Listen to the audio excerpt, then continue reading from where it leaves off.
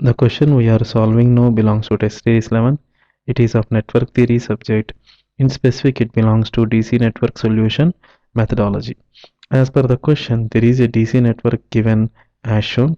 It contains a 3 ohm resistor in parallel with which there is a current source of current 2 times Vx, and there is a 2 ohm resistor and a 2 ampere current source as well. The output terminals are marked as A and B. Please note that this is a linked answer question. It is given that a variable load resistor RL is connected between the terminals A and B. In this case, we need to find the maximum power dissipated in RL in watts.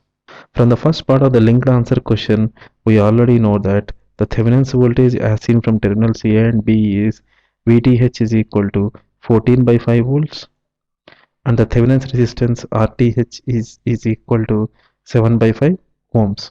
From this we can say that the maximum power dissipated in the load resistance Pmax is equal to VTH square divided by 4 times RTH. So upon substituting the relevant quantities, we see that Pmax can be written as 196 divided by 25 divided by 28 by 5. And upon simplifying this, this can be obtained as 196 by 140 watts. From this we can say that the maximum power dissipated or the maximum value of the power dissipated in RL can be given as 196 by 140 watts. Hence the correct option is C.